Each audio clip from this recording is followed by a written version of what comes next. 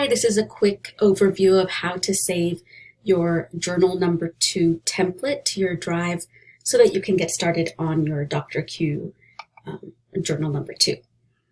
So first of all, you'll need to get to the Dr. Q calendar overview. And if you have it saved in your drive, that works. Otherwise, you can just go to modules in Canvas and let's see here. In like week 4 under links, I have the Dr. Q reading calendar. So that's really what you need to open.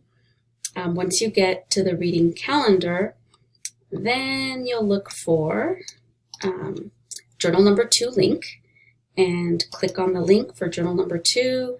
There's another little title that pops up. Click on that title. And then once you get to journal number 2 and this is open, you'll need to make a copy of this to your drive. So click on File, Make a Copy, and please delete the words copy of in the title here.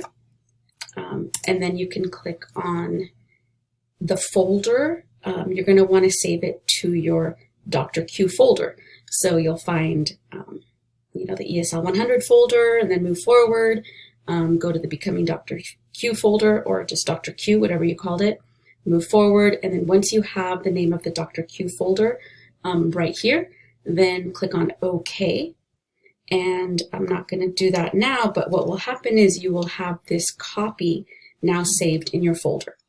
First thing you'll do in that copy is you'll need to delete and change this last name to your last name. And then the rest of it you have ready to work on your journal number 2. It is based on 4 chapters, Harvesting, Courting Destiny, Green Eyes, and then From Harvest to Harvard. If you have any questions, let me know. It will be due next Wednesday. All right. I hope you have a great weekend. I'll see you next week. Bye.